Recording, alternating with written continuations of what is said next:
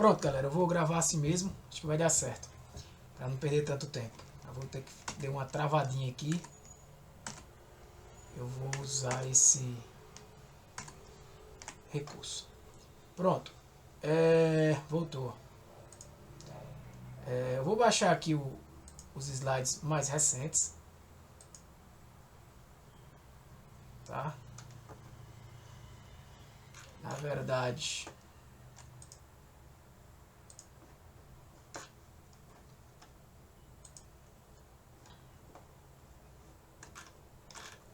vou usar eles aqui. E nós estamos... Vixe Maria.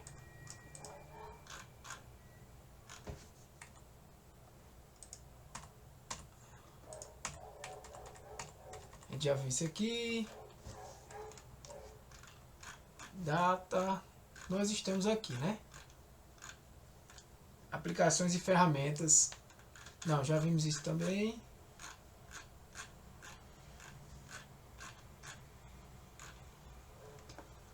Estamos aqui, né? Estrutura de dados. Já vimos também essa parte, deixa eu ver.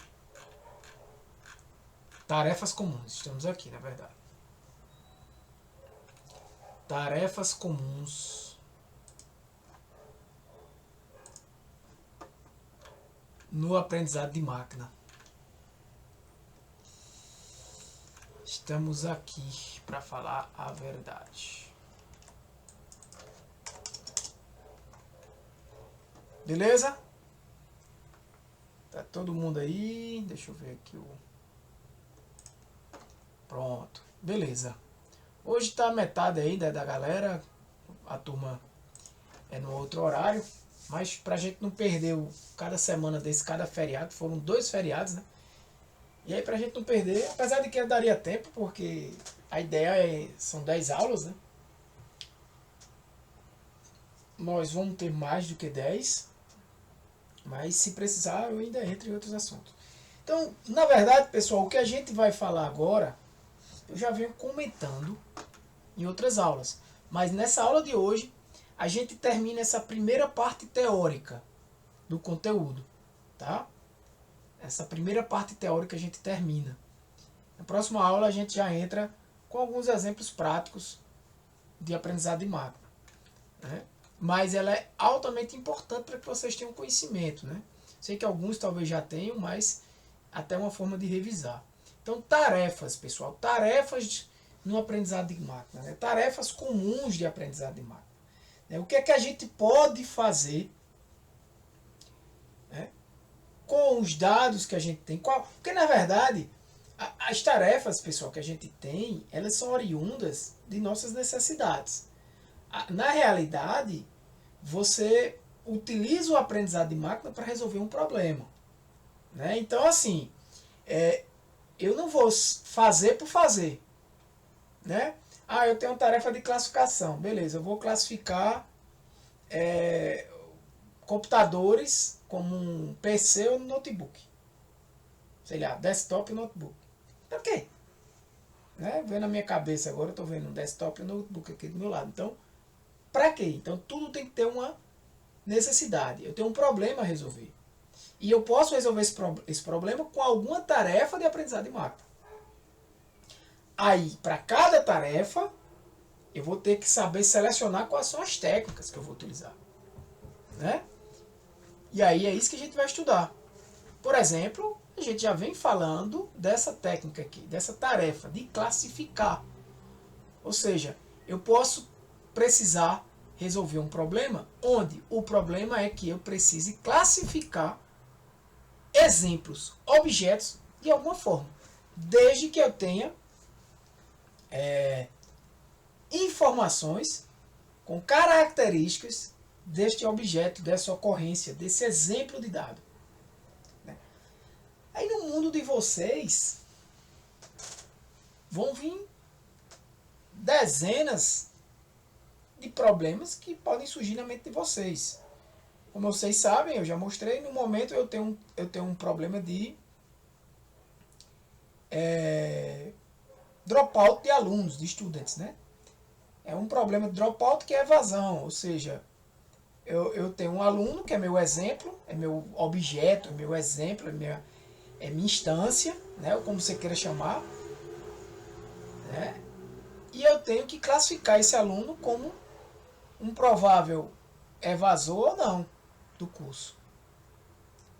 Esse é um exemplo. Como esses outros que você está vendo aí, spam ou não spam, tem doença ou não tem doença.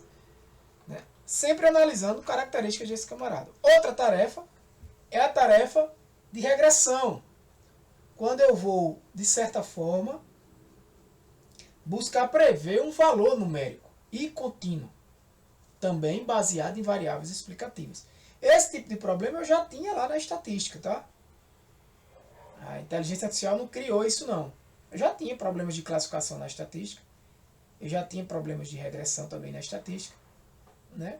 O que de fato o aprendizado de máquina trouxe, né, foram outras técnicas que para diversas situações são mais indicadas, são melhores ou não. Né? Inclusive, a forma, a gente vai estudar isso, como esses algoritmos que fazem parte dessas tarefas são utilizados. Né? O aprendizado de máquina trouxe aí uma abordagem diferente, né, do que era comum se fazer. Quando eu falo aprendizado de máquina, não é nada de 10 anos para cá não, tá galera? É negócio aí de 40 anos.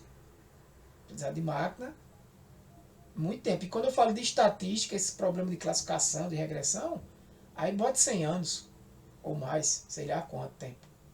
Né? Muito tempo. Já se estuda esse tipo de problema. Outra tarefa que eu posso fazer bem, você viu duas, que a gente já comentou bastante, que inclusive é onde a gente vai focar nesse curso. A gente só vai focar nesse curso em tarefas de classificação e de regressão. Que aí você começa a perceber que essas tarefas estão relacionadas a um tipo de aprendizado que a gente já estudou e que eu vou comentar ainda hoje, que é o aprendizado supervisionado. Porque eu não tenho como prever se eu antes não conhecer esses dados. Né? Eu até posso prever, mas provavelmente vai ser algo muito aleatório. Né? Como é que eu vou prever o preço de uma casa, de um imóvel, se eu não conheço o preço de outros imóveis? Deixa eu ver, alguém está falando. Deixa eu ver se eu não esqueci alguma coisa aqui. Deixa eu ver o que é que a galera tá travando. O que é que tá travando? Tá bom, Simone falou, tá travando. Minha voz tá travando para vocês. Alguém pode confirmar para que não fique... Então, Simone, talvez seja aí.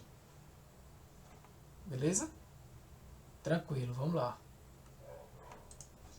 Então, outra tarefa, essa já não é uma tarefa de aprendizado supervisionado, essa já não é uma tarefa que a gente vai estudar nesse curso, mas aqui vai o conhecimento, é a técnica não supervisionada, né? É o agrupamento ou organização em clusters, em grupos. Né? Você pode, por exemplo, agrupar seus clientes, você não vai classificar seus clientes.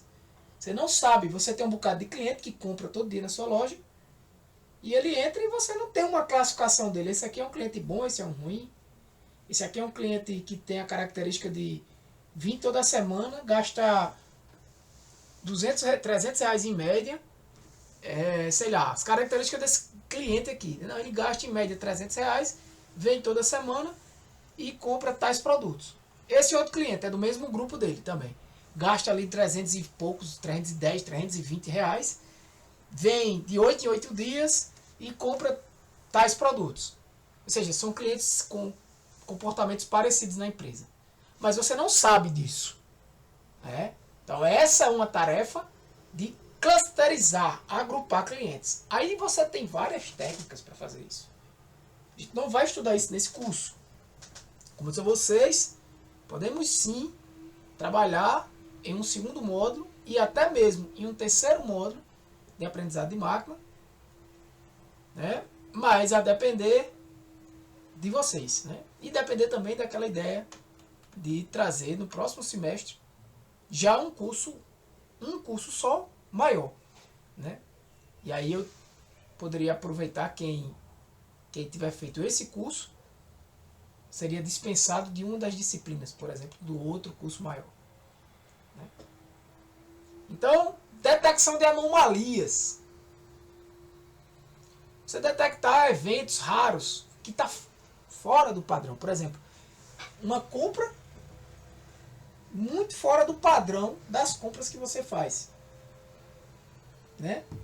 É detectar pontos fora da curva. Não, porque detectar um ponto fora da curva, detectar um outlier, um gráfico, como um gráfico de box plot, ele pode até detectar. Mas às vezes, esse outlier não é apresentado no box plot, porque na técnica de separar os dados no gráfico de box plot, a gente estuda mais isso aí lá naquele curso de estatística, né?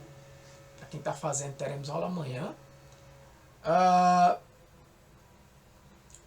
É uma técnica também, mas não é tão, digamos assim, que robusta, né? Quanto você utilizar algoritmos de aprendizado de máquina. Além de que, as técnicas de anomalia em aprendizado de máquina, elas são técnicas ali que você vai utilizar, você vai usar considerando N variáveis, né?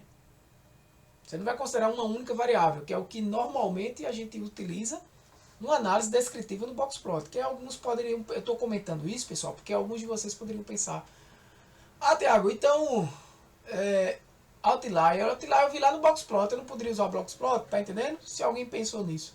Mas são coisas diferentes. Aqui você vai ter um contexto bem mais complexo. Aqui você vai ter N variáveis que em conjunto podem ser utilizadas para que uma anomalia seja identificada baseada naquele conjunto de atividades, de variáveis. Tá?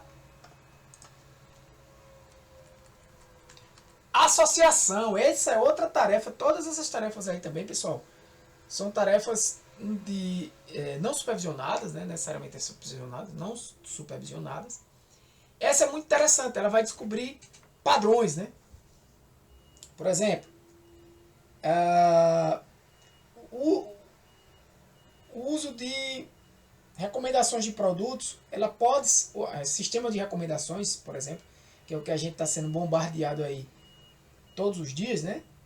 Principalmente nas redes sociais e tudo mais, esses sistemas que ficam recomendando informações, recomendando, ou até mesmo quando você abre um stream desse como Netflix, eles podem utilizar tanto uma tarefa de classificação, tá? Para classificar aquele filme ou aquela série como adequada ou não para o usuário que está logado naquele momento, mas também ele pode utilizar associação, que seria mais ou menos como enquadrar, né? Como colocar aquele usuário dentro de um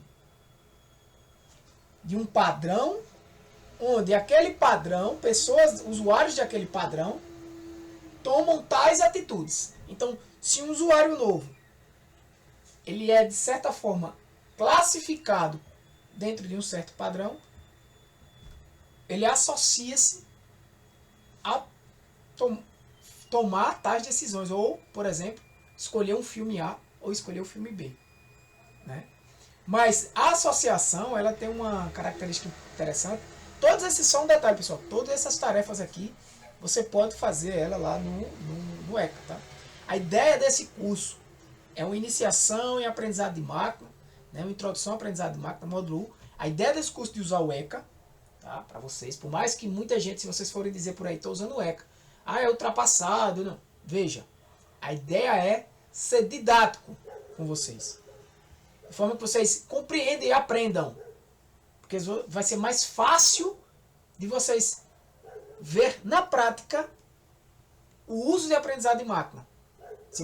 A curva de aprendizado, de ver isso na prática, vai ser mais fácil. de visualizar como algoritmos funcionam, vai ser mais fácil para aprender. Depois, com o conhecimento, partam para outras ferramentas.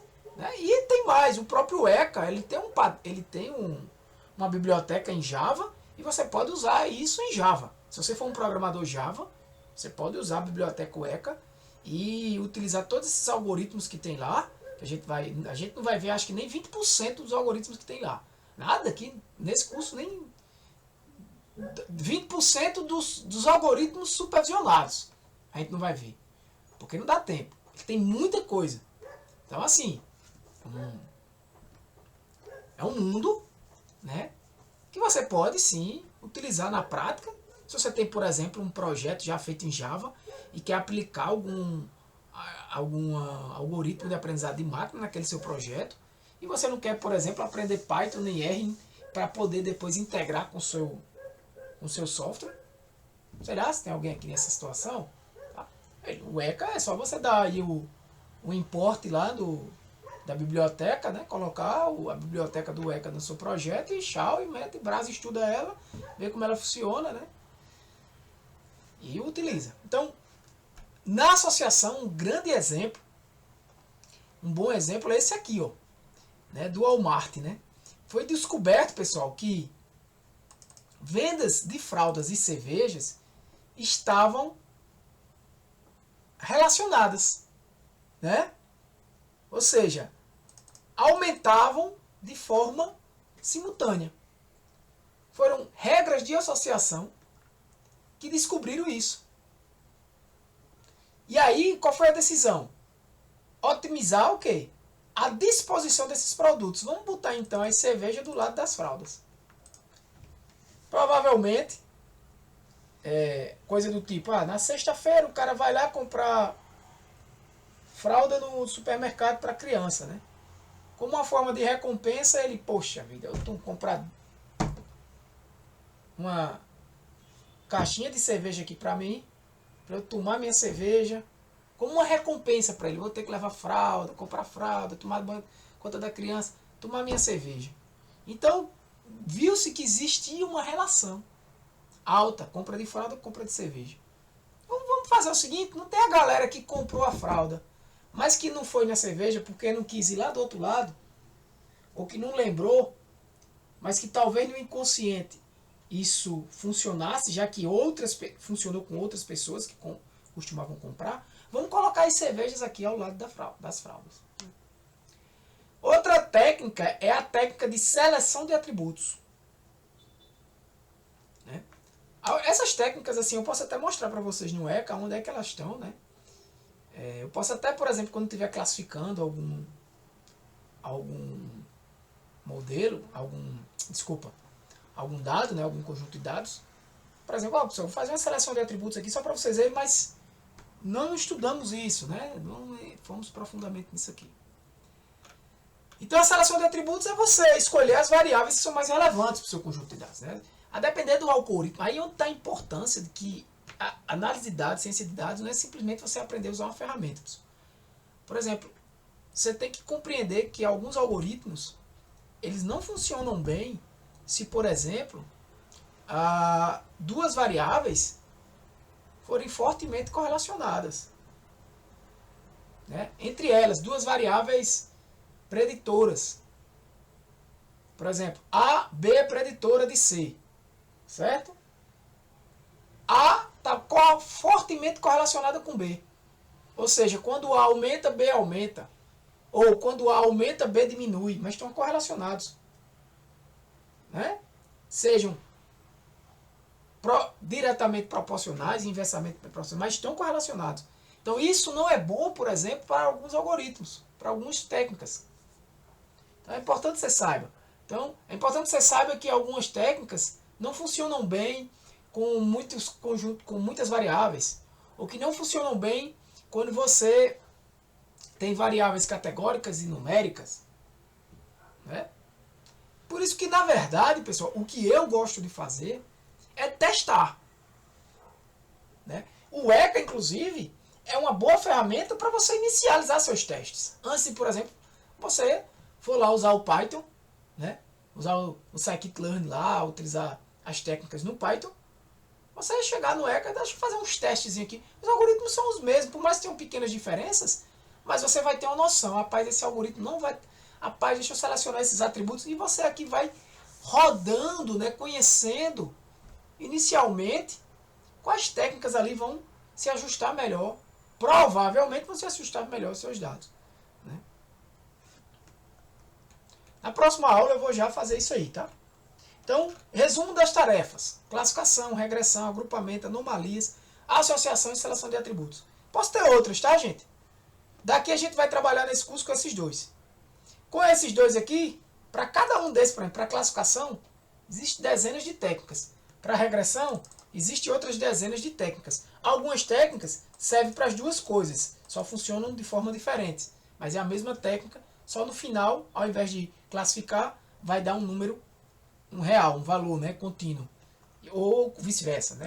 Ao invés de dar um número contínuo, vai dar uma categoria, né?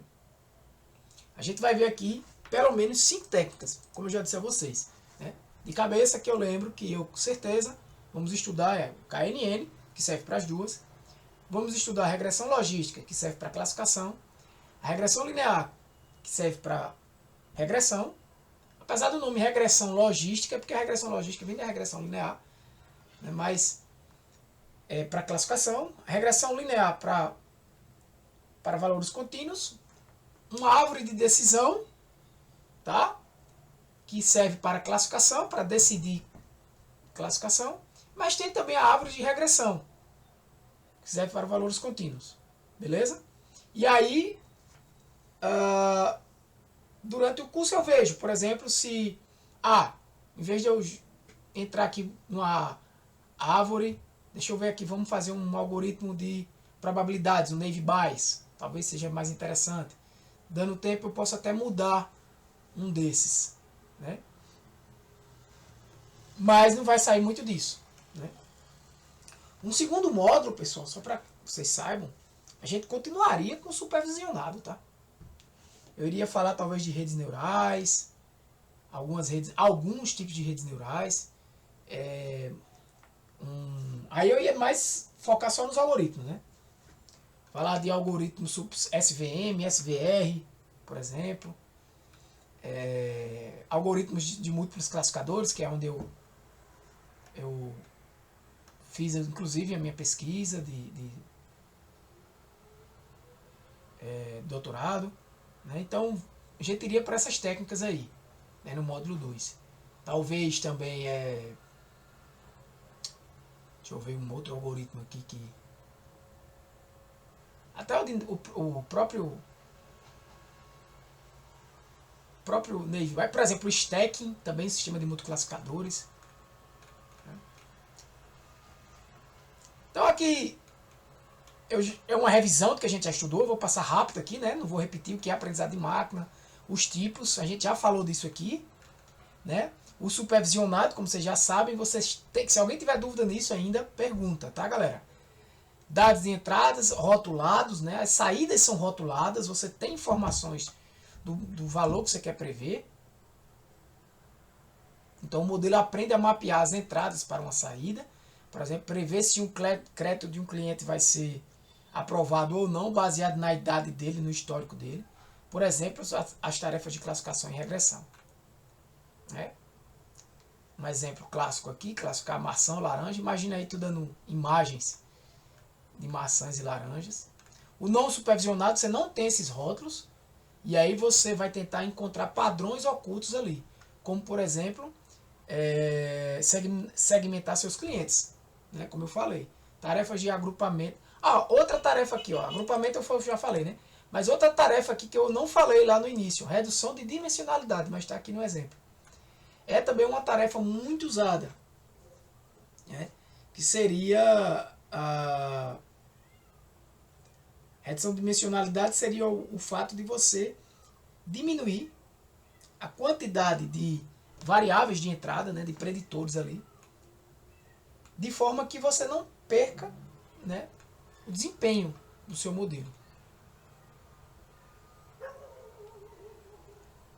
Então, no aprendizado não supervisionado, você vai se preocupar muito com esse tipo de tarefa. Você não vai ter uma classificação prévia. Tá? O semi-supervisionado é quando você combina os dois. Mas vamos lá, vamos imaginar que você tem um conjunto de dados e parte desses dados não são rotulados. E parte são rotulados. Então, o que é que eu vou fazer?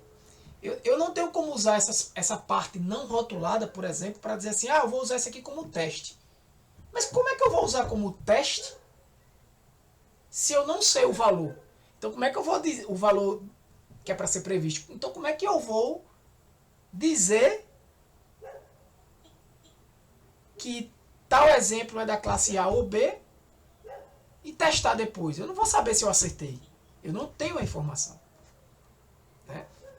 Então você pode, por exemplo, e aí, gente, qual é o melhor? O melhor é testar, no que eu vou dizer agora. Você pode, por exemplo, pegar parte que está rotulada, a parte que está rotulada, né? Separar ela, e ali você pode treinar com aquele material que está rotulado, criar um modelo a partir daquele material, daqueles exemplos rotulados. Né? Você pode até, inclusive, treinar com uma parte, que seria o ideal, e aí sim validar a outra parte que está rotulada, até que você chegue em um modelo ideal para aquele conjunto de dados. E aí você cria um modelo para aquela parte rotulada e usa na parte não rotulada. E aí você vai ter todo o seu banco de dados rotulados. E aí o que é melhor?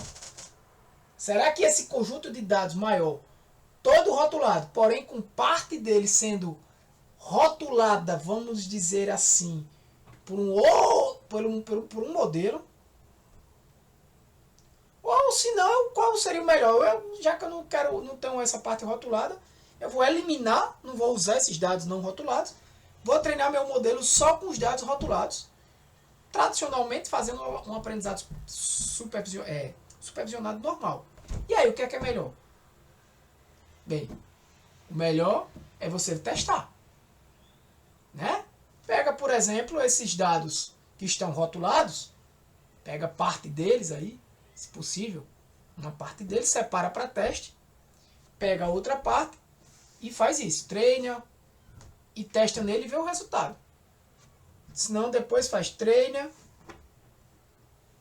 usa para preencher os valores em branco da parte dos dados que não tem a informação rotulada. Depois treina todo mundo junto e testa naquele conjunto de dados e vê quem for o melhor. Né? Deixa eu voltar aqui. Fui claro, pessoal, nesse exemplo de semi-supervisionado. Se alguém não entendeu, fala aqui no chat.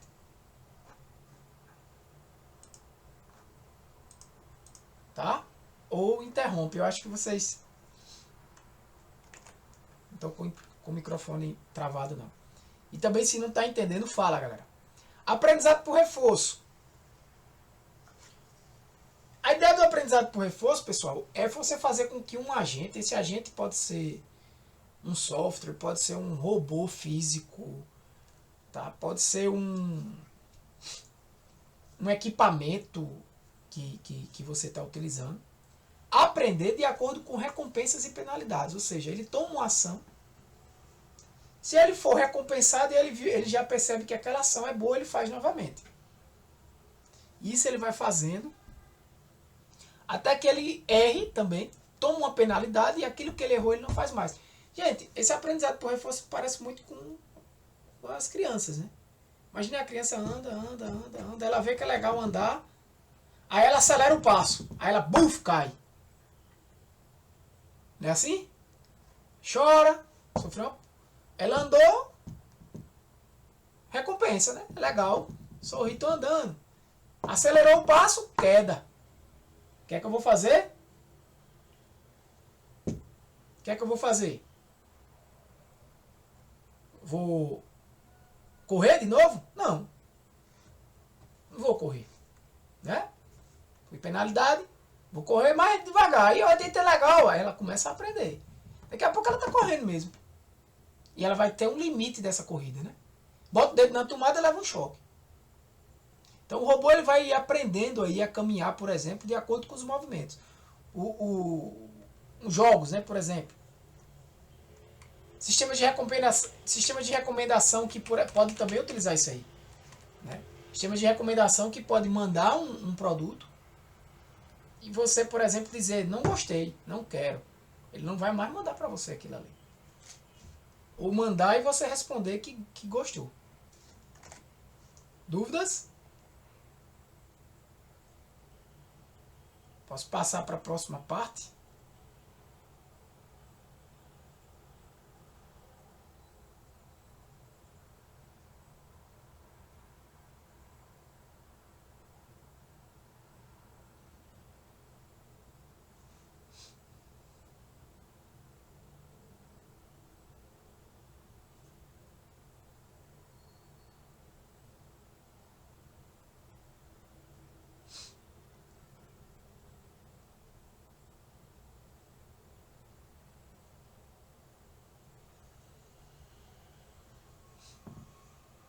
Só responder uma mensagem aqui, pessoal.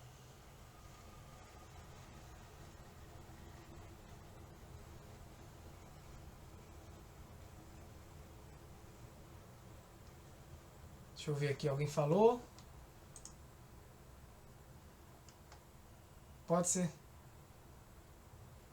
O que seriam essas recompensas? Recompensas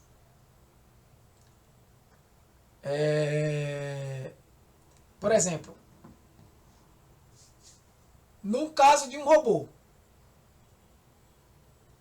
a cada vez que ele executa, por exemplo, um jogo, que ele toca uma bola no futebol, a bola vai certa, que ele vai tocando a bola ali e vai dando certo, ele está sendo recompensado ali com um ataque, né? O bonequinho está chegando perto do gol. Vamos dizer que existe uma medida ali de quanto mais perto do gol, melhor. Então ele sabe que aquilo é melhor, né, do gol do adversário. Né? Pensa aí um cachorro sendo adestrado. Um cachorro adestrado, ele recebe recompensas. Certo? Cada vez que ele faz o que o adestrador dele pede, ele vai recebendo recompensas. Se ele continua fazendo aquilo ali, ele vai cada vez mais aprendendo que fazer aquilo ali é bom. Entende?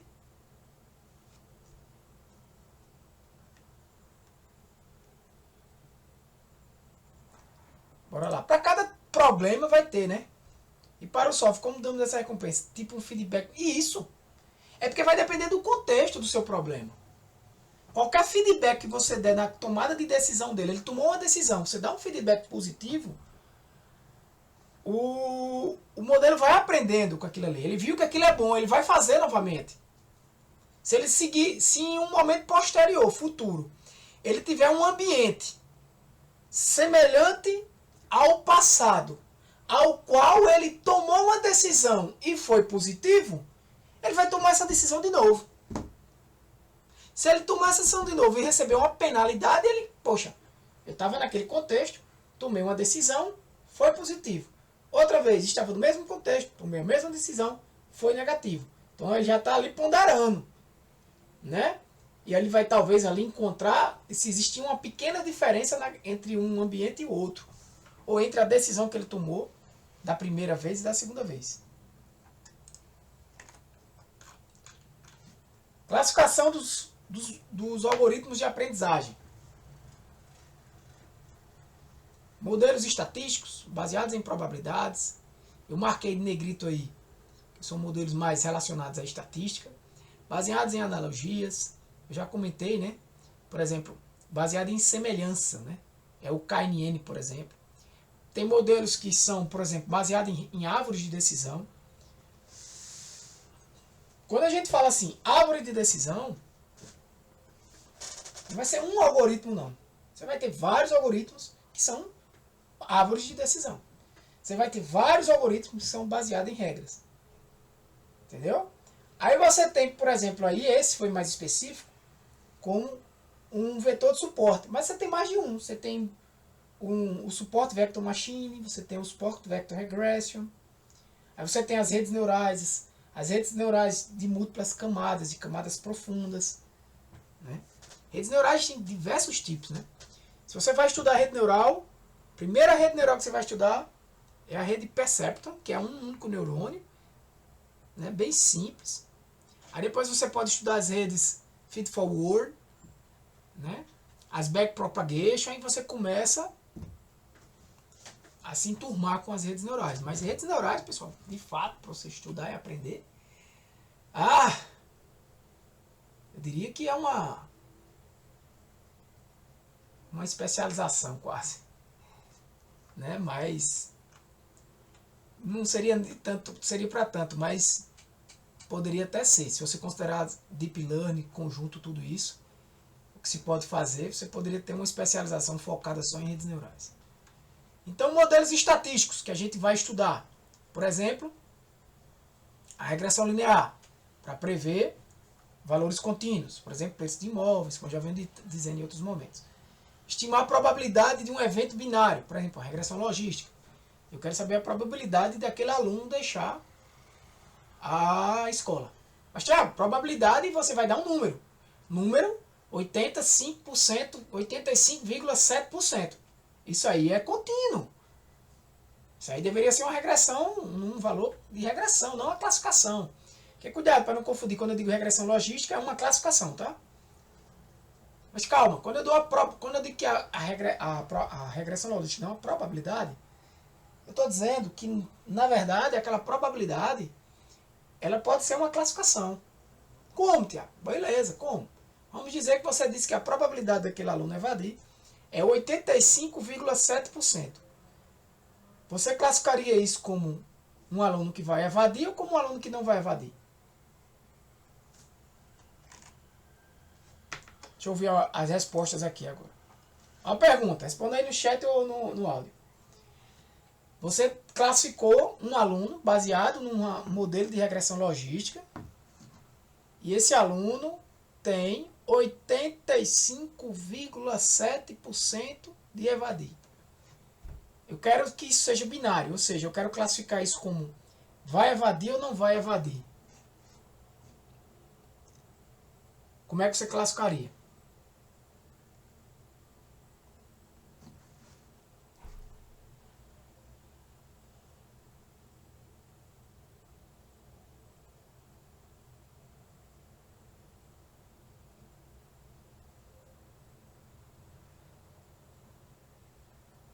Hein, pessoal? Estão ouvindo aí? O áudio está cortado, é? Não sei se o áudio está... Vocês conseguem falar por áudio também? Entenderam a minha pergunta?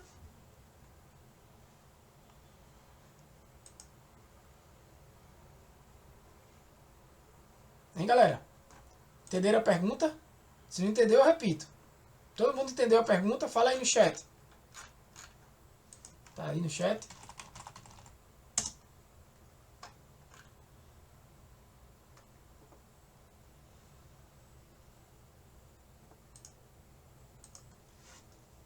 Pronto, eu vou repetir a pergunta, tá, gente? Essa participação de vocês é fundamental. Vamos lá.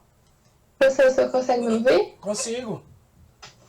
Eu diria que seria sim, no caso, porque é mais 50%, mas eu não sei, acho que eu tô errado. Eu quero a participação de vocês. Eu não quero saber se você vai acertar agora ou vai errar. A discussão, eu quero isso aí. Parabéns, Andressa.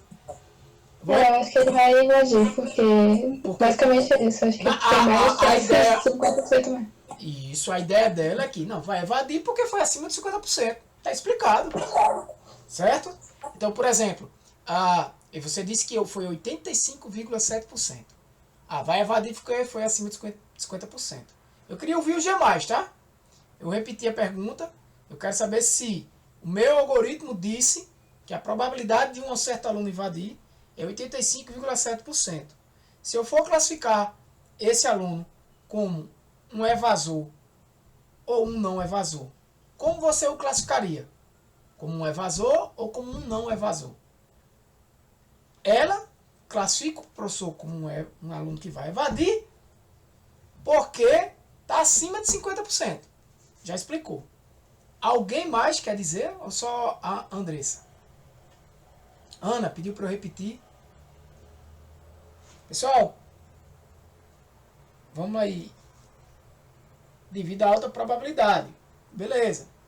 Renan já não botou um limiar aqui. Renan disse, não, alta probabilidade. Eu não sei o que é alta para ele. Aí onde eu queria chegar. E o que é alta? E se alta for acima de 86%? Porque o contexto é que vai dizer. A resposta de Andressa está correta. Mas está correta dentro de uma prerrogativa de que evasor é aquele que tem a probabilidade acima de 50%. Mas isso não é o que sempre acontece.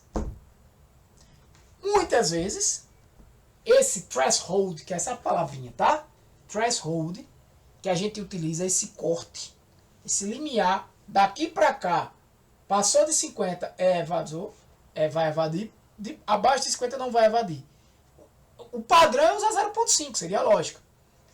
Mas nem sempre é a melhor forma. Aliás, a chance da melhor forma ser 50% é muito difícil na realidade. A depender do tipo de dado, esse threshold pode ser bem acima de 50%, e eu tenho um exemplo prático disso aqui, como pode ser abaixo de 50%. Eu vou até abrir aqui e posso até mostrar a vocês. Só para vocês entenderem.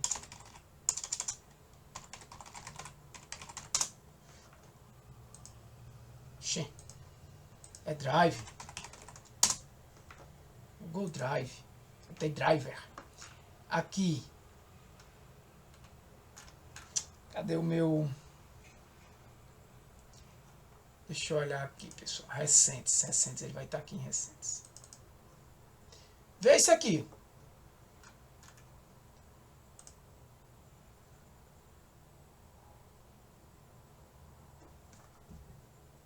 Permitir.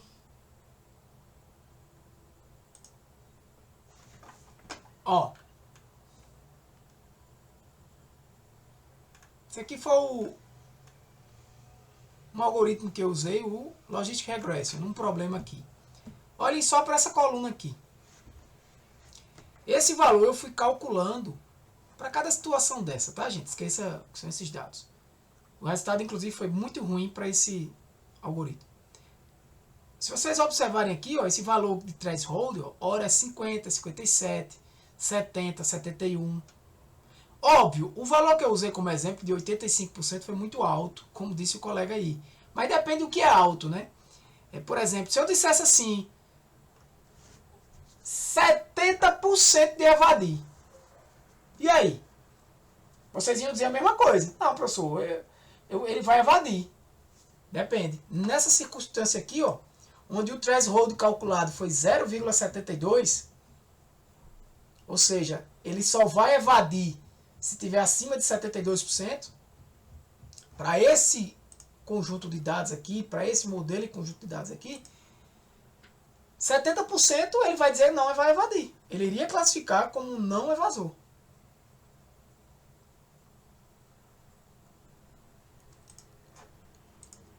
Beleza? Então, o que a colega falou está correto. O raciocínio dela está correto. No entanto, teria que ter um parênteses aí, dizer um depende. O mais correto. Só. Não está errado. Porém, seria mais correto você dizer depende. Depende de quê? Depende do valor threshold. Do valor desse limiar. Então, esse limiar é que vai dizer, por exemplo, para a regressão logística, se ele vai ser sim ou não. Outros tipos de algoritmos baseados em probabilidade. O Naive Bayes, por exemplo, vai fazer a mesma coisa. Estou dando os mesmos exemplos aqui. Mas ele é baseado em quê? Em probabilidades. Ele olha, por exemplo, qual é a probabilidade de um e-mail enviado por esse remetente ser spam? Tanto. E ele trabalha com essas probabilidades em conjunto e chega numa decisão. Né? Outro algoritmo, que é o qual eu utilizei aqui, até no primeiro dia de aula, né? O algoritmo baseado em analogias, ou seja, baseado em similaridades, semelhanças. É aquele que vai fazer o quê? Ele vai pegar o exemplo e vai calcular distâncias de cada variável do exemplo. Quando eu digo variável, variável de entrada, variável preditoras. Ele vai pegar os valores daquelas variáveis e vai calcular a distância dele para cada exemplo da base que ele tem historicamente. Então ele vai sair calculando distância e no final ele calcula uma distância final, um valor final de distância. E ele vai ver quem é o cara que está mais próximo daquele exemplo ali que ele quer classificar. Se ele pegar um cara mais próximo, um mais próximo, ele vai olhar para esse cara que é o mais próximo, vai ver qual é a classificação dele e vai repetir essa classificação para o cara que ele quer classificar. Lembrando, galera, isso aqui é uma aula generalista, né? Eu estou mostrando, cada vez mais aprofundando, mas teremos uma aula só de KNN, tá? Um dia desses, a próxima, mais na frente, a gente vai ter um momento só com KNN, para entender o algoritmo. Talvez não só o KNN, mas não sei, no máximo 2, beleza? Um KNN e uma árvore. Então esse é um outro estilo.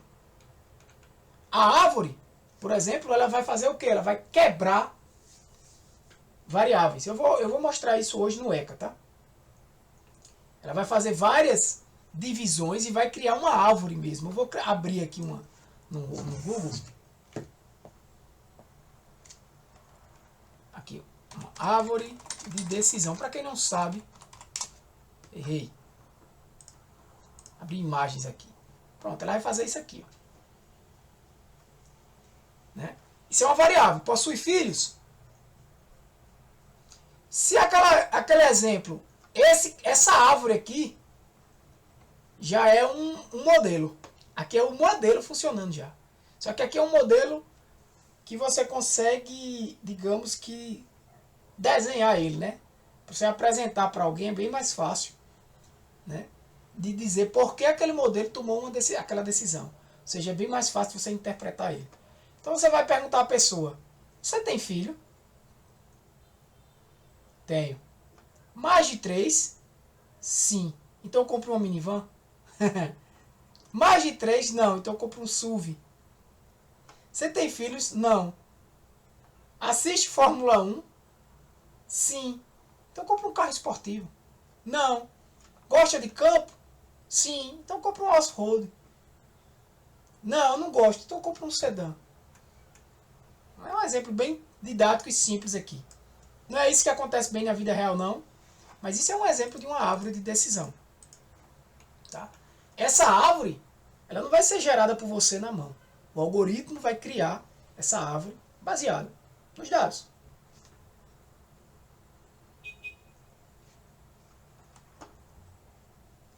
Beleza?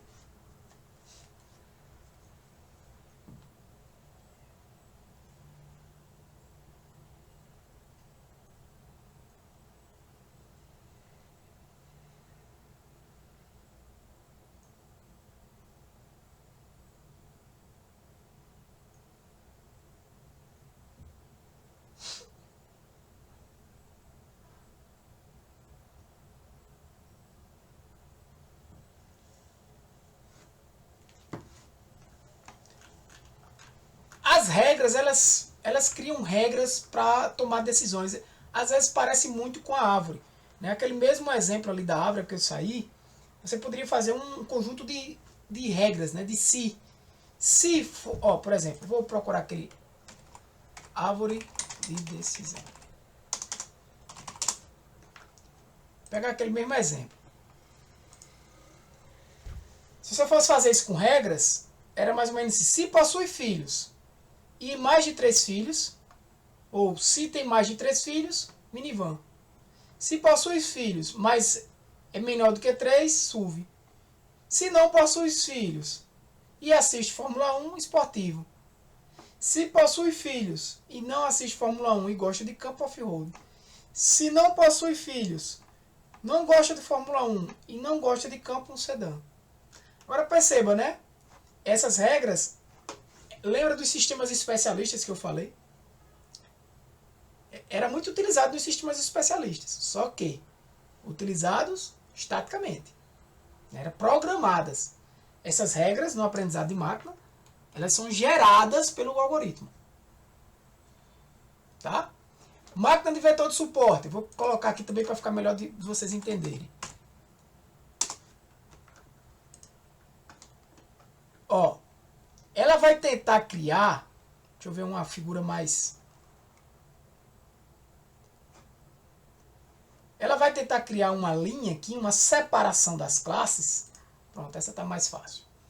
Ela vai tentar criar aqui, ó, passar uma linha aqui no meio, né? Para separar esses triângulos verdes desses círculos vermelhos. Só que essa linha, você poderia dizer assim, Tiago, essa linha poderia ser mais para cá. Ou mais para cima. Mas qual é a ideia dela? A melhor linha, não vou nem falar de plano, né? Separa diferentes classes de dados. Mas como? Eu nem coloquei aí, mas qual é a ideia? É que a distância para essas classes de dados seja a maior possível. Tá aqui de forma clara, eu posso até melhorar esse slide, né?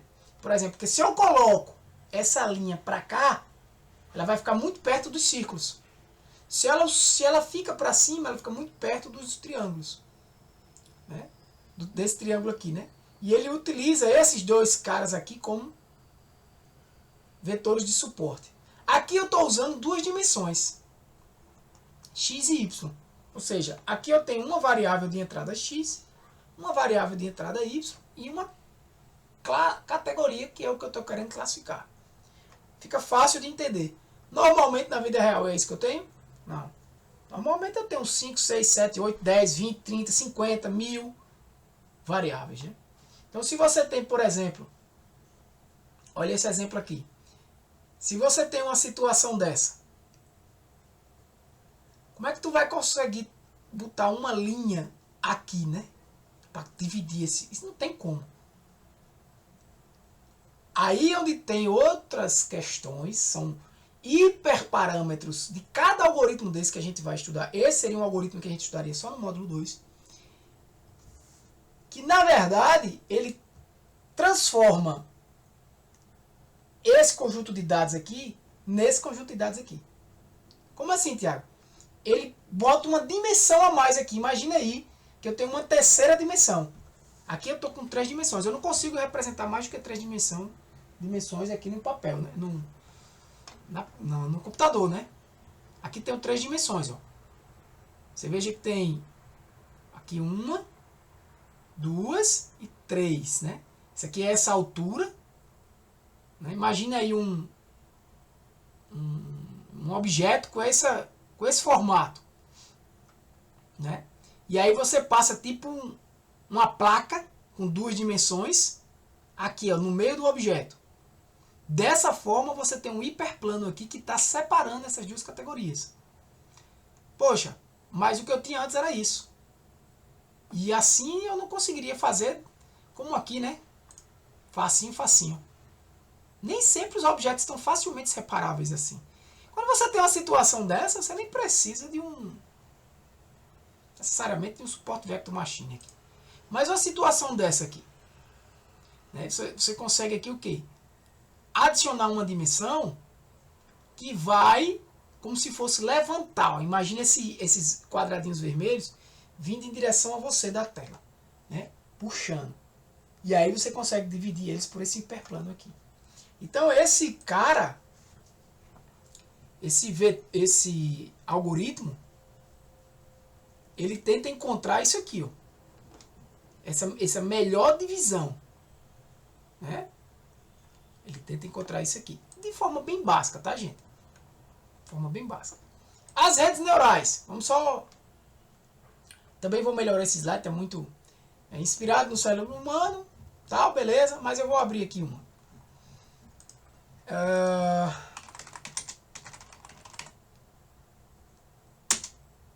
Eu vou botar simples para facilitar. Deixa eu abrir um aqui bem legal. Eu até tenho no material algumas que eu tirei de... Acho que foi essa aqui que eu coloquei. Não. Deixa eu ver uma bem...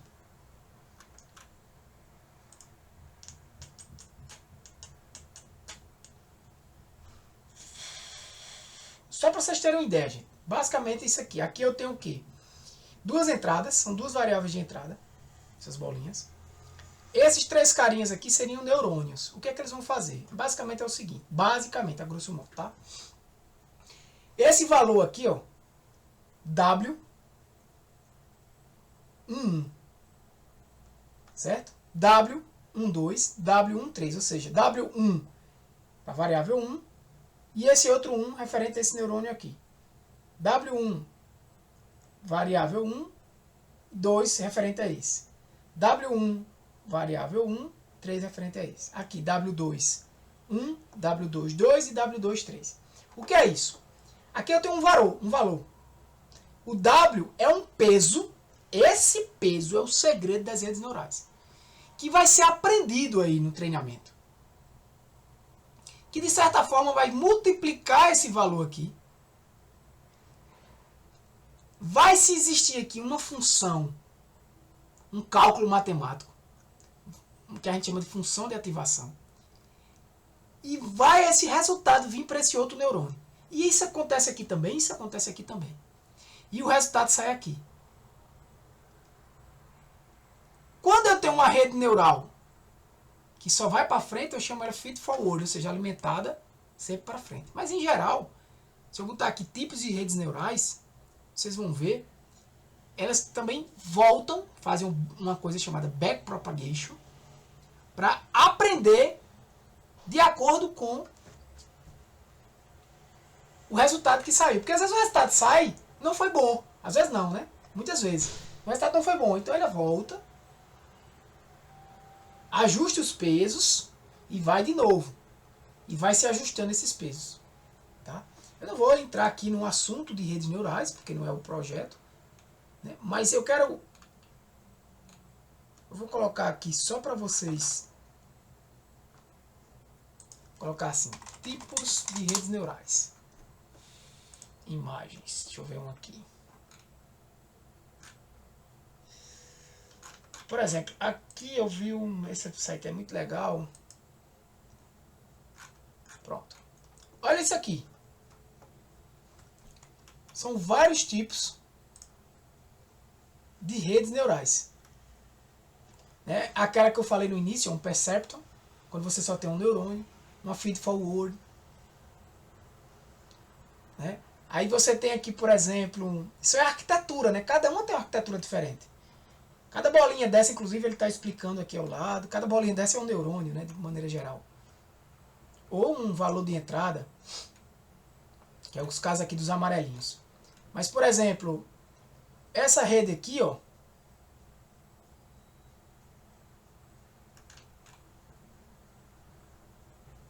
lá no material eu falei, né, deu um pouquinho de redes neurais. Já estou até adiantando que tem isso lá na frente. Cadê?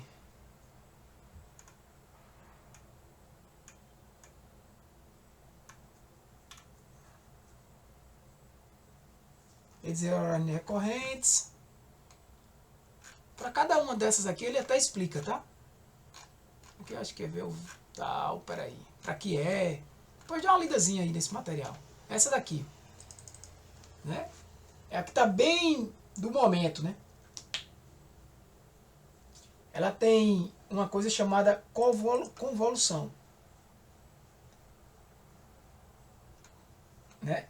Essa rede neural aqui é muito utilizada para imagens, tá?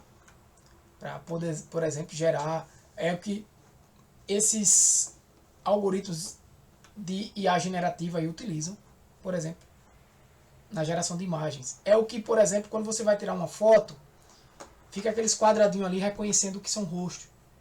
É o que, por exemplo, quando você entra num lugar que detecta que é a sua face que está ali.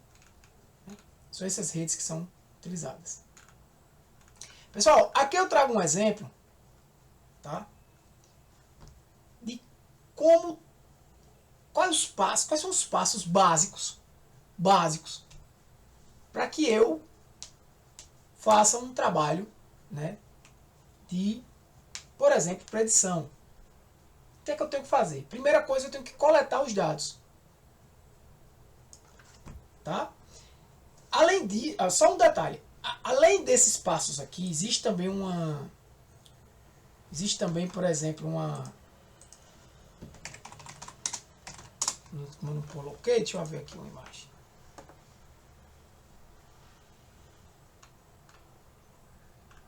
Deixa eu ver uma imagem bacana aqui.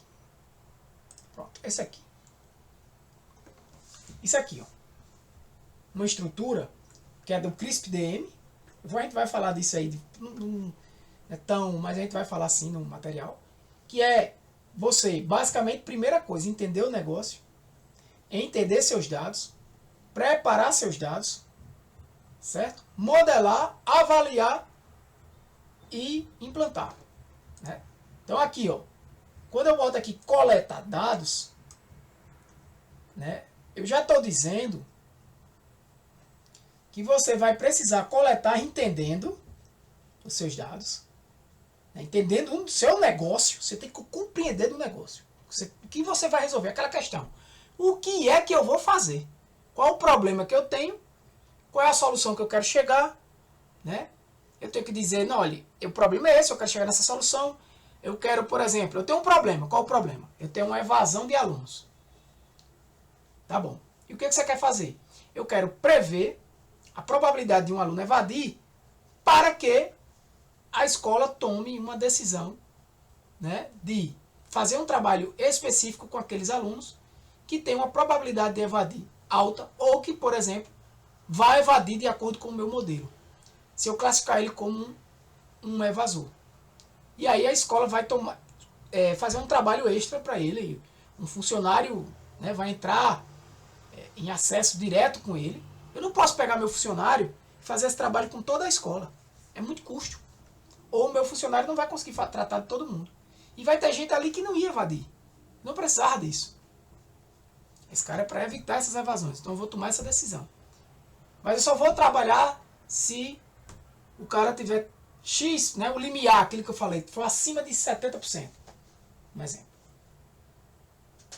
Eu vou trabalhar com essa análise aí. E eu quero ter eu quero um modelo, mas eu não quero um modelo simples ter por ter. Eu quero que o meu modelo garanta pelo menos 80% de acertos. Vou generalizar aqui. Eu quero que ele acerte 80%. Acurácia de 80%. Eu estou falando aqui de acurácia, tá? Ok. Entendi meu negócio. Então eu tenho que dizer os cursos, eu tenho que explicar o que é cada curso, eu tenho que entender o que é a problemática de, por exemplo, o bairro que o cara mora, se a distância para a escola, se o curso é presencial, se o curso não é presencial. São as variáveis. Tenho que entender cada variável dessa. Se o aluno, a renda familiar do aluno, é tudo mais. Eu já estou entendendo os meus dados. Meu negócio, entendo meus dados. Agora eu vou começar a preparar. Né? Ou seja, pré-processar ele.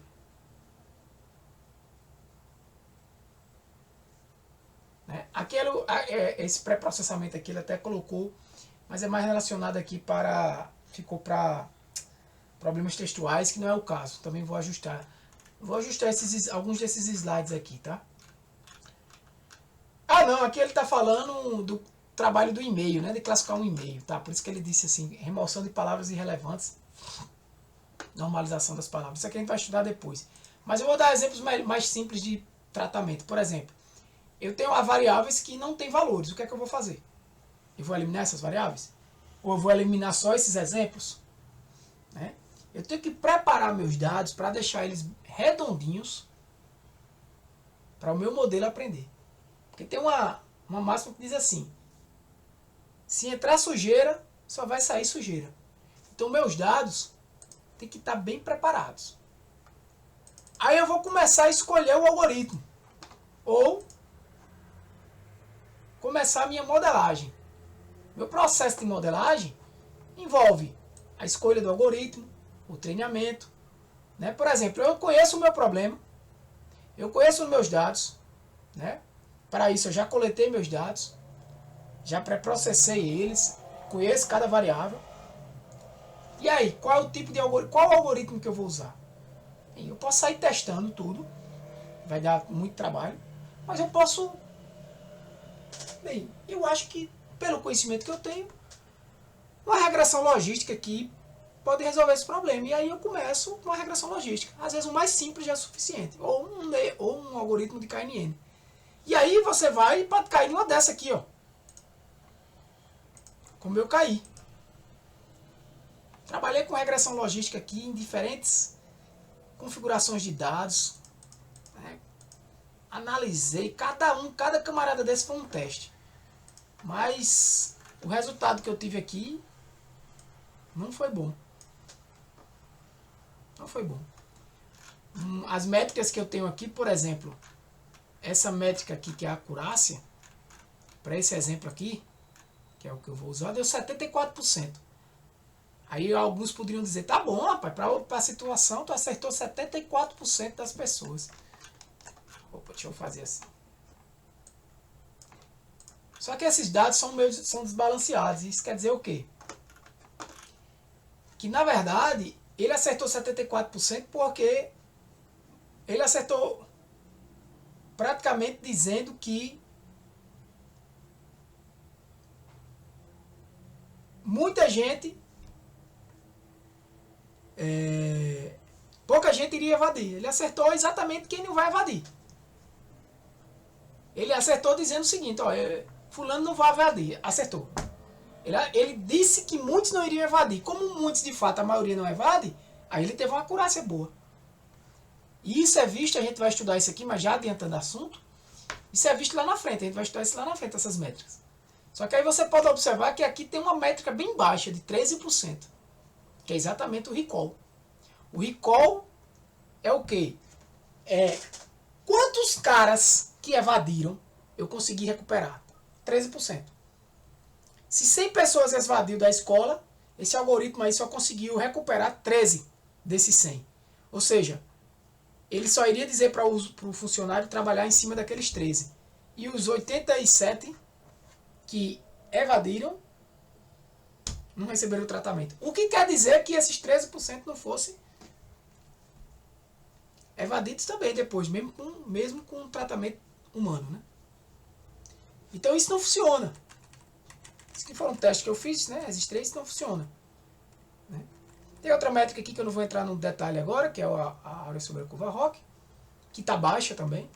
E aí eu saí, né? Analisando os dados, estudando, cheguei nesse cara aqui.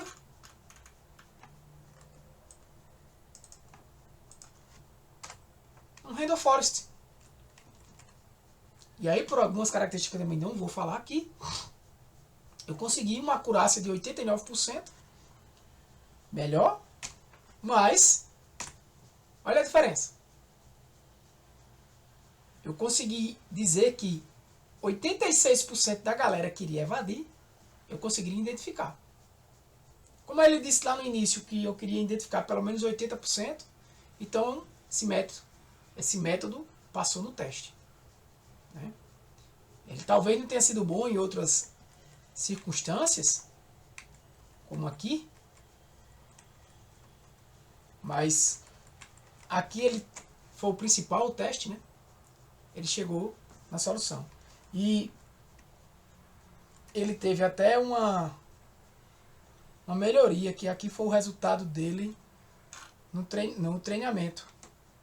Deu 75% de área da curva ROC, 63% desse recall. Ele subiu de 75 para 88 e de 63 para 86, ou seja, ele conseguiu aprender ali, ele conseguiu resolver o problema.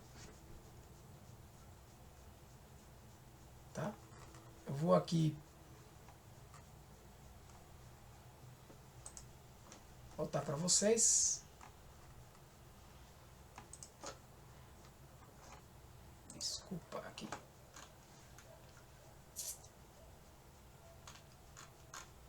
E aí depois você vai avaliar, que é o que está aqui, ó. Avaliar é isso que eu estava mostrando ali, eu estava avaliando.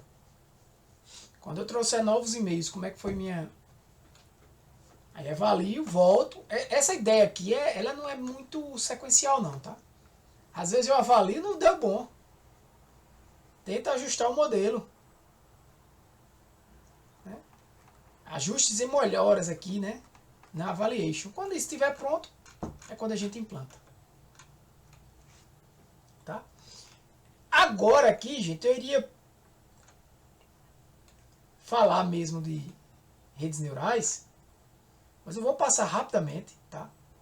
Até porque a gente não vai falar de rede neural nesse curso, mas é apenas para que vocês tenham uma noção do que é rede neural e para que a gente termine hoje essa parte conceitual, porque aí na próxima aula eu posso já entrar na parte prática. Então, inspiradas no cérebro humano, elas são compostas por neurônios artificiais. Por que inspiradas no cérebro humano? Se você for olhar aqui, ó, redes neurais,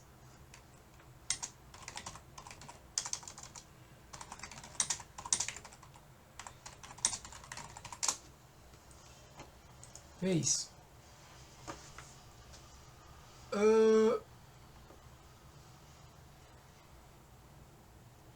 Aqui. Isso aqui é a ideia do cérebro humano, né? Você tem os neurônios, né? Aí você tem... Cadê? Deixa eu ver se tem um aqui. Os dados de entrada da gente aqui, eles também vão ter lá. Todos conectados aqui, os neurônios. Rede neural. Né? Cadê esse aqui, ó? Estão todos conectados por essas sinapses, né? E axônios. E a ideia, né, foi representar isso aqui em modelo de software, né? Modelo de software. Por isso que baseado no cérebro humano. Então você tem, cada neurônio vai receber entradas, vai realizar uma soma ponderada. Ponderada porque lembra dos pesos que eu falei.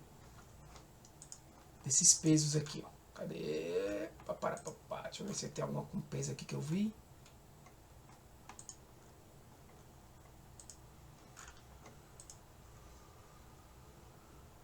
Aqui eu tô sendo só... Rapaz, eu vi um agora aqui com os pesos. Eu tô sendo aqui. Pronto, o peso é esse W aqui, né? Esse peso é um valor que vai multiplicar pela entrada. Né? Vai existir aqui uma soma. Isso aqui é um perceptron. A rede neural bem simples. Esse Ezinho aqui significa que é uma soma. Ele vai somar. Vai somar o quê? X1 vezes W1 mais X2 vezes W2. Mais esse B, que é o bias. Essa soma ele vai dar de entrada aqui nessa função. Chama função de ativação. E vai ter uma saída.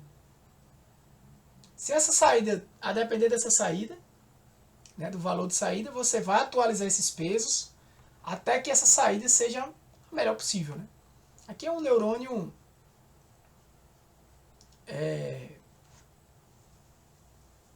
perceptron, né?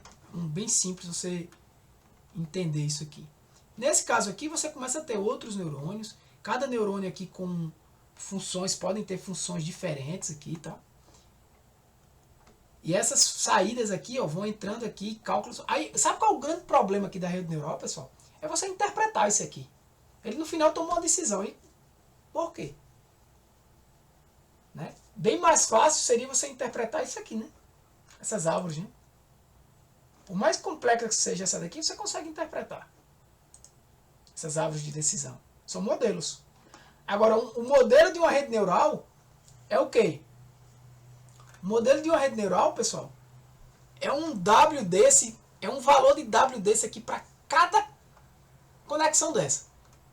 Imagina aí que é um W1 aqui, como eu disse, um W11, um W12, um W13, um W21, um W22 e um W23. W31, W32, W33. W41, W42, W43. Depois, outro W aqui, outro W. Pronto. Essa configuração de valores de Ws que são ajustados, né, a grosso modo, vai no final me dar um resultado. Então ela realiza aquela soma, aplica uma função de ativação com o resultado da soma e manda o resultado para frente. Então uma rede neural tem camada de entrada, camadas ocultas e camada de saída. Camada de entrada, camadas ocultas.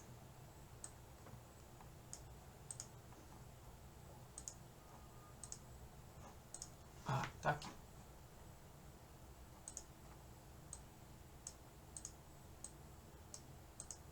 E camada de saída. Beleza?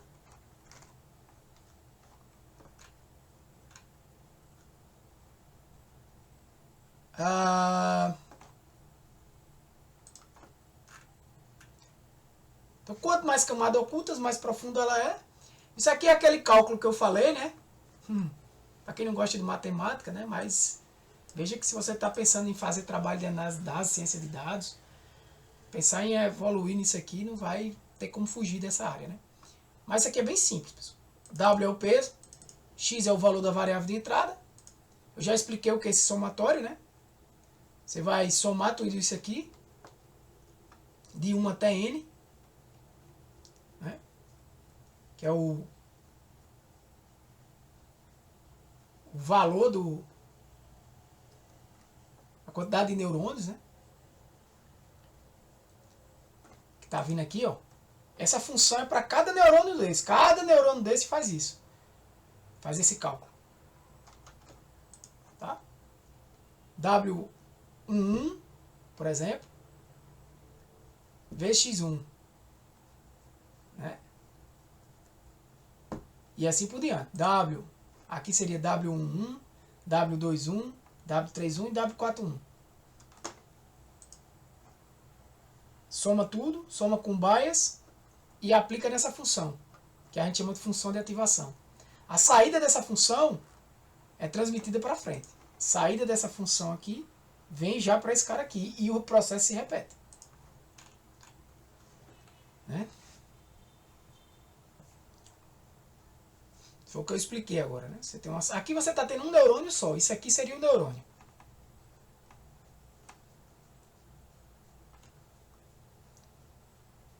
Se você quiser dar uma entrada aqui nesse site. A ideia é essa, né? Ó, funcionamento de uma rede neural simples.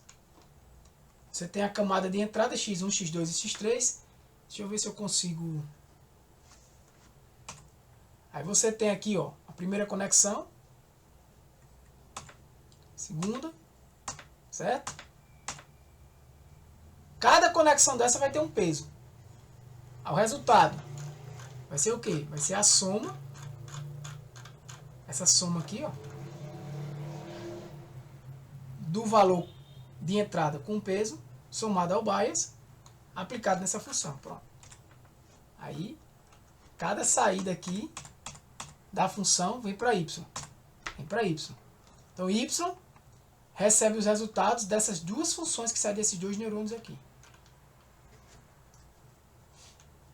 Quando a gente parte para Deep Learning, só para conceituar também para vocês, a ideia de Deep Learning é quando você vai ter múltiplas camadas. Isso aqui. Tá? Então, você nem sempre, para tudo, vai se usar Deep Learning. Vai existir contextos para isso. Às vezes você quer fazer uma classificação simples, um KNN resolve. Não precisa tu treinar uma rede neural, porque isso demora pra caramba. Dependendo da tua quantidade de dados, demora muito. Tá? As IAs generativas de hoje em dia, né, elas utilizam essas redes neurais. Se você tiver mais interesse, dá uma olhadinha aqui nesse artigo. Dá uma geralzona sobre vários tipos de redes neurais. Vários tipos de redes neurais.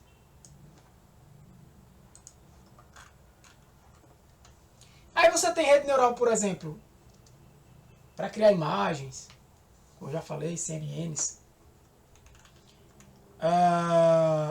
Você tem redes neurais mais utilizadas para redes neurais recorrentes para geração de texto.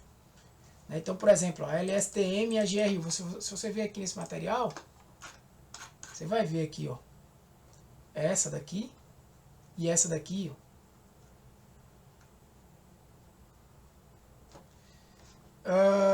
Não é necessário você saber isso aqui tudo não, tá, galera? De fato, o que eu de fato já utilizei na prática, já usei Perceptron para testes, essas três aqui já utilizei. Inclusive a gente consegue mostrar isso no ECA. O ECA é bacana também por isso.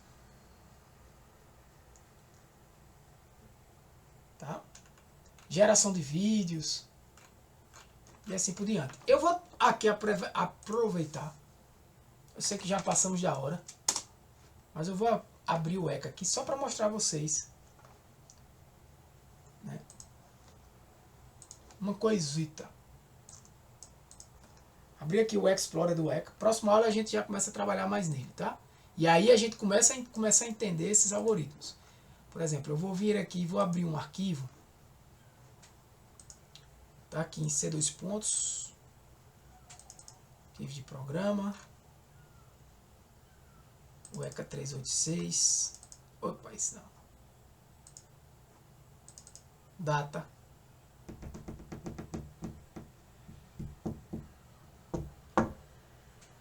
Deixa eu ver qual é uma base aqui.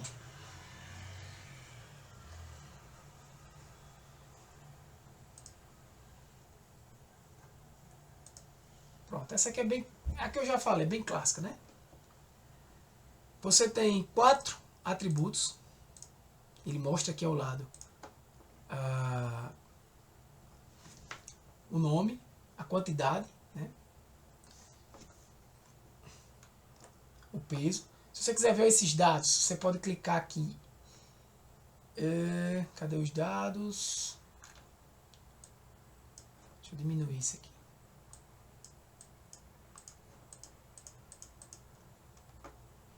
Aqui em Edit. Vocês vão ver 14 exemplos, né, gente? Isso aqui é bem didático mesmo, só para vocês entenderem, mas isso não é uma base real, né? Por exemplo, se você vir aqui em Classify, aí você escolhe seu classificador, olha quantos tem. Por exemplo, eu vou trabalhar com uma árvore, trees. Aí eu vou usar esse J48, marquei ele aqui. Quando eu clico em cima do algoritmo, ele me dá um conjunto de valores que podem ser hiperparâmetros ou podem ser valores apenas de configuração do algoritmo, né? Por isso aí a importância de você conhecer o algoritmo, né? Não vou mexer em nada, já padrão. E vou usar aqui, que a gente não estudou isso também ainda, por isso que eu não entrei ainda no ECA, mas algumas coisas vocês já vão entender. Eu vou usar apenas a base de treinamento para treinar e gerar esse modelo. Então, Start. Tem uma opção aqui, Model Kitchen, e eu quero...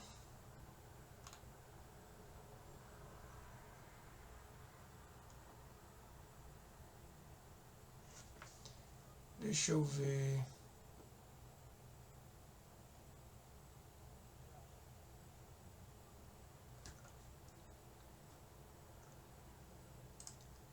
Não é aqui.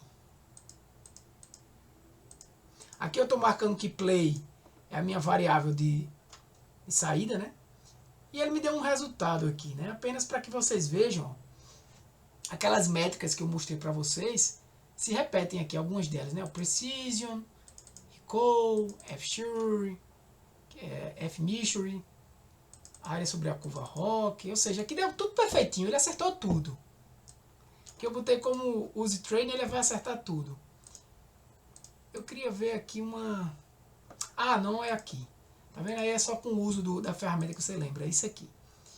É aqui, ó.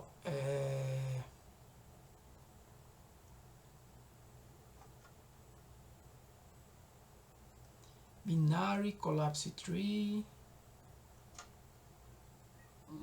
A gente vai estudar o que é uma árvore. Uma vez que a gente estuda o que é uma árvore, eu escolho uma das árvores aqui para praticar, tá, gente? É isso que a gente vai fazer. Eu tô só lembrando aqui debug, acho que é isso. True. Eu não lembro agora, mas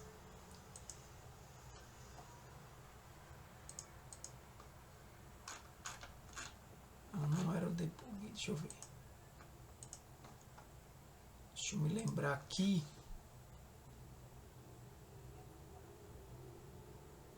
Reduce.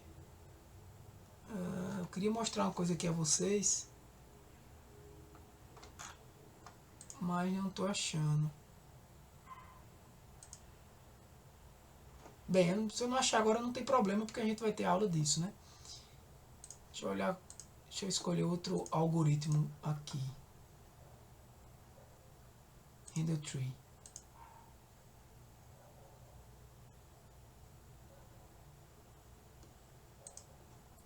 E todo teste que você vai fazendo vai ficando aqui do lado, tá, gente? Eu vou marcar esses bichos, mas não é isso não.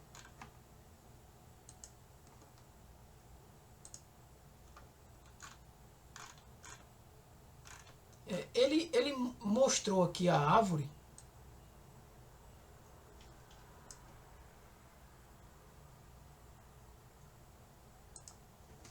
Mas eu queria... no Visualize aqui, deixa eu me lembrar. Não é isso. Depois eu lembro. Vocês podem observar, hein, pessoal, que você tem aqui o cluster, né? Se você quiser trabalhar com clusterização, association, select attributes, tudo aquilo que a gente falou que pode se fazer com aprendizado de máquina, tá? A gente vai trabalhar muito no cima do classify aqui. Eu vou deixar no J48. Vou botar aqui esse outro estilo agora. Veja que agora ele já... Eu vou até botar aqui 14. Ele já diminuiu os acertos dele, né? Porque ele não estava decorando mais. A gente vai estudar isso, tá, galera? Mas o que eu estava querendo mostrar a vocês... Eu não estou achando.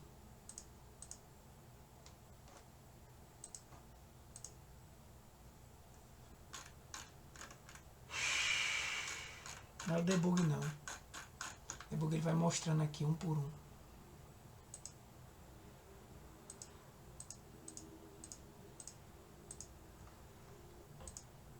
Aqui você tem algumas informações da árvore. Você tem até o artigo ao qual ele está sendo implementado, né? Esse caso aqui dessa árvore, né? E aqui ele explica o que é cada atributo desse aqui, tá? Se eu fosse ler um por um aqui eu ia saber qual era, mas eu não lembro. Não é o debug não. Se considerado...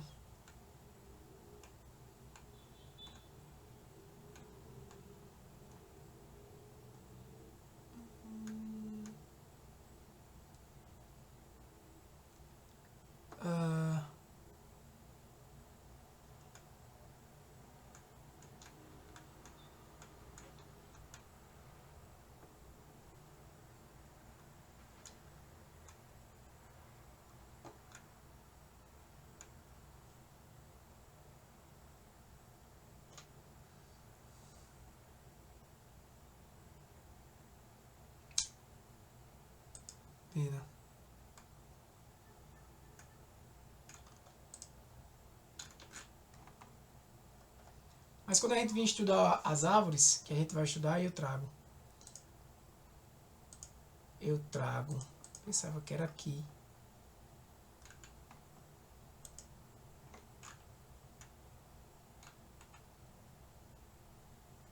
Todas as métricas aí que ele tem. Enfim. Deixa eu ver. Vocês podem também, por exemplo, escolher aqui uma Multilayer Perceptor, né? É uma rede neural. Essa daqui eu posso até botar aqui como GUI.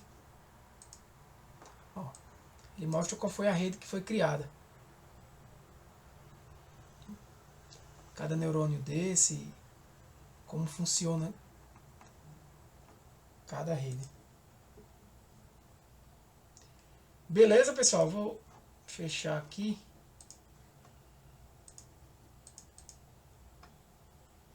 Eu me lembro mais como ele fecha isso.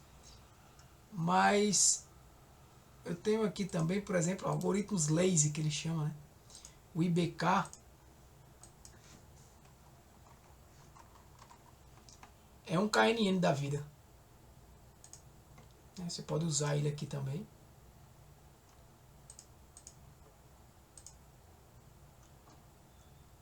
Cadê aquele meu?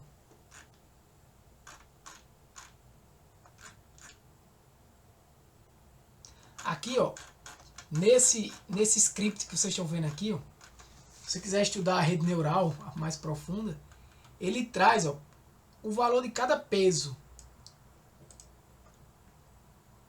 a função usada em cada nó, função sigmoide, né, a função de ativação que foi utilizada e o valor de cada peso.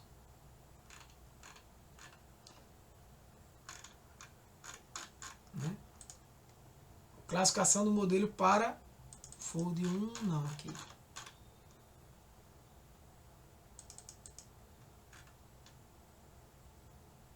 seja, esses valores foram os valores que ele encontrou para cada peso. Eu acho que eu estou errando ali. Ah, ali eu botei por causa que ele decora. Eu vou parar aqui porque... Peraí. Eu botei 14 aqui. Falta 5. Start. Pronto. Ele errou tudo com esse KNN aqui. Errou tudo. Horrível. Acertou só o A. Mas enfim, a gente vai estudar isso com calma, tá, gente? Foi só para mostrar para vocês que aqui, ó, nessa aba de Pre-Process e Classify é onde a gente vai mais trabalhar, beleza? A gente não vai trabalhar aqui, só nesse e nesse, beleza? Claro que, vez por outras, eu posso trazer exemplos aqui. Próxima aula, eu vou trazer, iniciar o trabalho explicando, falando do ECA, né? Da ferramenta.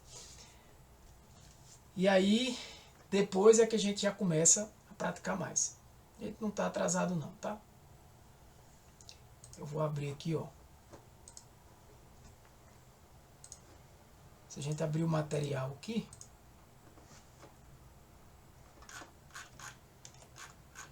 a gente já estudou tudo isso. Já vimos até aqui. Dá uma lidazinha depois aqui no Deep Learning, se tiver mais curiosidade. Vamos trabalhar no ECA. Aí a gente vai estudar a ferramenta, o que é cada aba, né, o significado de cada uma delas. Vamos estudar também o formato de arquivos no ECA, né, como eles funcionam, né, para a gente poder trabalhar com os arquivos lá. E aí,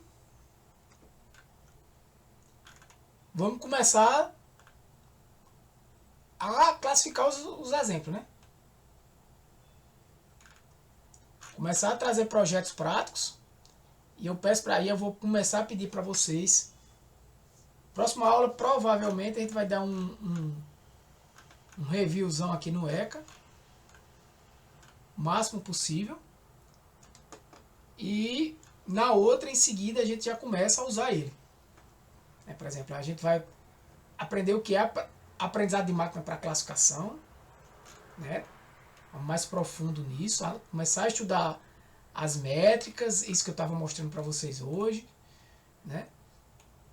Olha, as métricas como são calculadas, e aí a gente vai entrar nas aulas de os problemas que a gente enfrenta com o aprendizado de máquina, porque como eu disse, não é só apertar botão, tem que entender isso aqui, né? E aí a gente já conhecendo o ECA, a gente vai aplicando nele.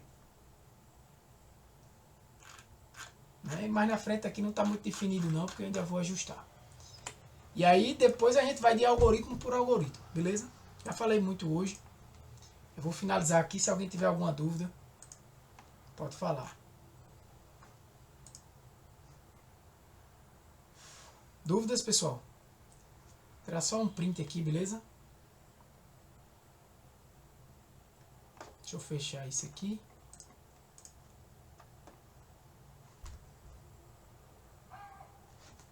Se alguém puder ligar a câmera aí pra gente dar o print.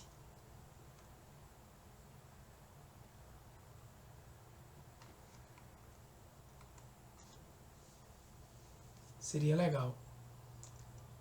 E aí, pessoal? Dúvidas?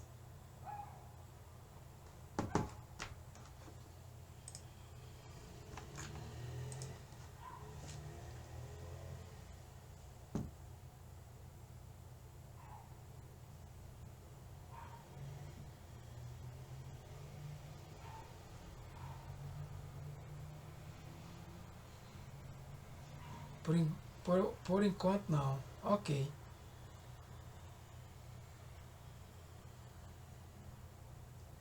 Então, bora fazer um print aqui.